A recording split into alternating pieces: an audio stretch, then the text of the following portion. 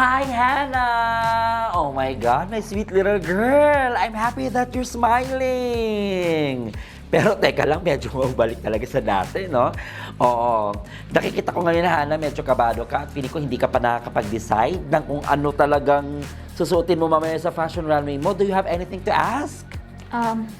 May question po ako na kung paano ko po ba ma-express yung sarili ko sa outfit?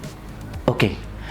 Hannah, as I always say, sa lahat naman nagtatanong sa akin, you just have to be yourself. It's on you, okay? So kung feeling mo yung personality mo, you are just, a serious influencer with serious content, then follow your heart. If you're feeling dark today dahil meron ka pinagdadaanan, get some dark colored apparel, or feeling mo simple ka lang, kumuha ka ng simple lang, or feeling mo boring ka sa buhay mo, kumuha ka ng boring lang damit. That's fine. Ang importante, ma-project mo siya mamaya with all the confidence. Okay? So time is running. Get your apparel now. Okay? Ayan. Sige, mamili ka lang dyan ng kung anong mga apparel na kailangan mo. Okay? Ito, medyo loud yung colors niya, no? So parang hindi talaga babagay ito sa'yo at takot ko lang, baka hindi mo mairampa ng maayos yan. Pero, Hannah, medyo dalian natin kasi we're running out of time. Pero, pasensya na po kasi hindi ko talaga alam kung anong magandang outfit. Oh.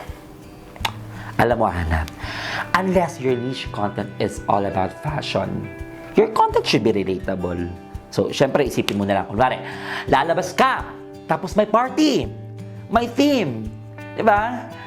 What actually matters is the story you're telling in your content. Okay?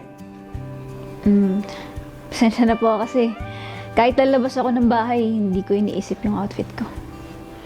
Paano naman kung may mga kanta ka sa mga events mo? Usually po kasi ang nag-decide ng outfit ko is yung boyfriend. I mean, yung ex ko. Alam mo, Hannah, maybe it's time na ikaw naman ang pumili para sa'yo. Okay? Medyo yun lang may tutulong ko. At, syempre, ikaw dapat ang mamili ng outfit na para sa'yo. I can't help you choose your outfit, honey, because that's on you. Okay? Okay. Alright. Oops! Sorry na laglag ko.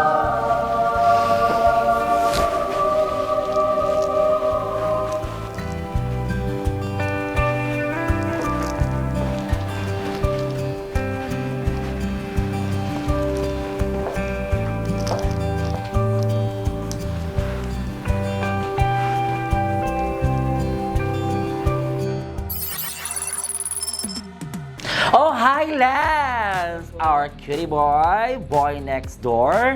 So ngayon, on our next challenge, ano nga bang inspirasyon mo or meron ka bang motivation? Ano bang mga inihanda mo ngayon? Isa lang naman po yung gusto ko ngayon eh. Yung maging proud yung nanay ko. Tsaka nasa Japan siya ngayon. Actually, gusto ko po maging inspirasyon ngayon yung nanay ko sa pagpili ng outfit. Oh, okay. So eto, matanong ko lang sa'yo. Bakit naman yung nanay mo yung napili mo na maging inspirasyon sa outfit mo ngayon? Nung bata kasi ako, andyan siya. Pero busy siya sa work palagi. Hanggang ngayon, kung bakit siya nasa Japan. Trabaho na naman, business na naman. Gusto ko sana makuha yung attention niya sa damit na suotin ko. Okay. Well, as I can see, you are a very, very good son. And nakikita ko kasi ngayon na you are longing for a mother's attention.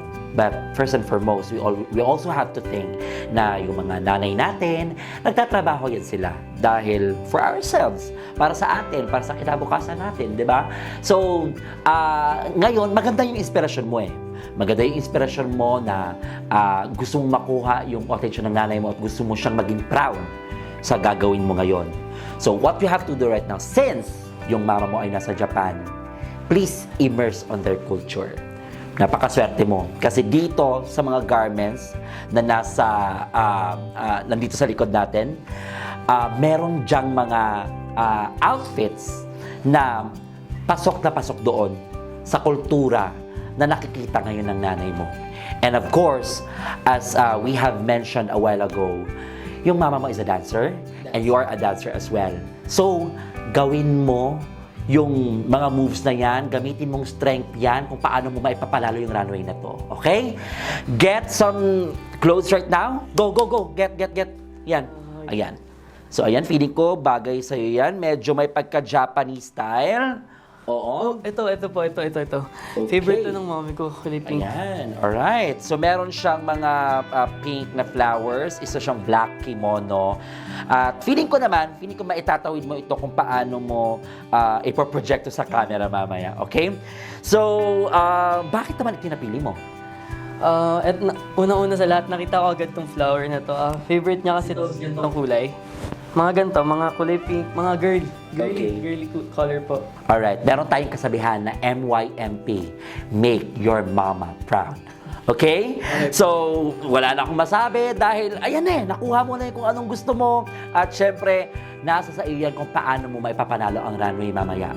Okay? Okay po. Now, slay the runway and make your mama proud. Okay? Thank you po. Go, Lance! Kaya mo yan!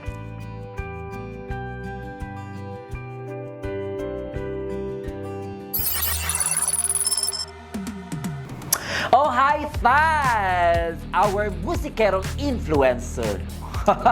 Oh my God. So ngayon, sa challenge na to, di ba hindi ka makakanta? Yes po. So ngayon, ano ba ang mga inihanda mo? Or may mga piniprepara ka ba? Or ano bang inspiration mo ngayon sa fashion runway mo mamaya?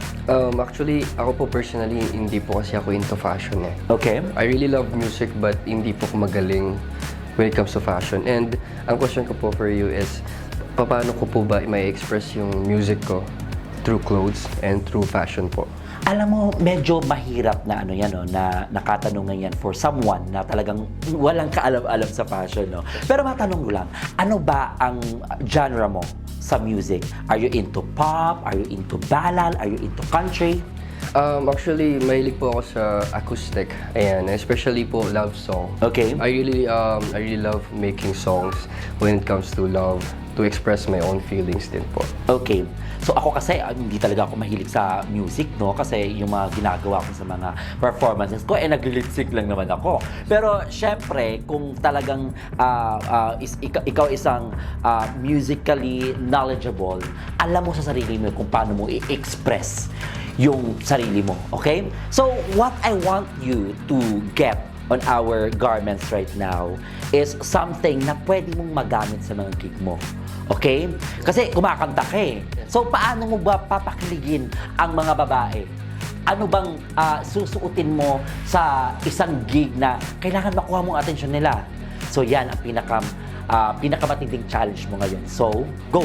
Get your garments right now. Okay. Okay?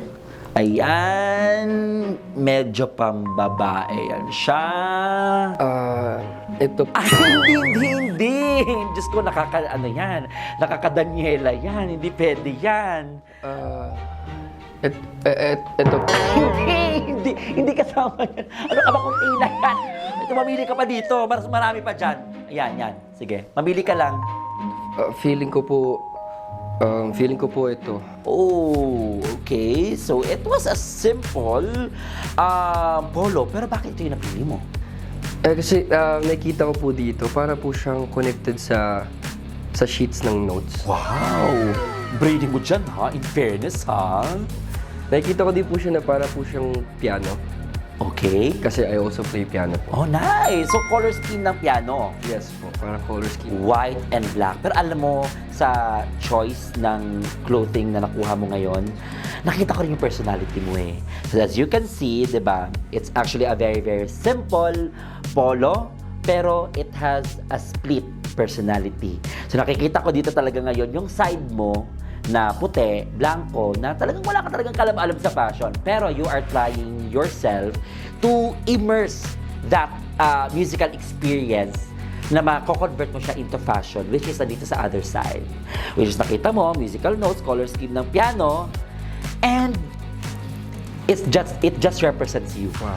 Yeah, it represents you, and na-excite ako kung paano mo siya ipoproject mamaya sa camera kasi hindi ka makakakanta eh. Hindi mo magagamit yung boses mo sa paglakad doon sa fashion runway. So what I want you to do is just to use your charisma. Paano ka ba kumakanta? Paano ka ba magpakilig ng 50,000 na babae? 'Di ba? Using this outfit. Okay? Okay. That's your biggest challenge ngayon. Now, slay the runway at i-ready mo yung sarili mo. Thank you po. Okay, Tats! Kaya mo yan! Thank you po.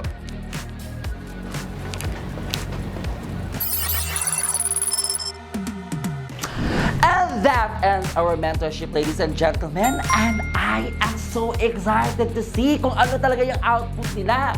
Kasi iba-iba yung personality nila. Meron tayong bida-bida, meron tayong tahimik, meron tayong cute lang na merong longing para sa kanyang nanay. At meron naman tayong musikerong influencer. Pero ang pinaka na-excite ako, paano kaya nila i-immerse yung personality nila through fashion? Doon ako na-excite sa fashion runway. Mamaya lang.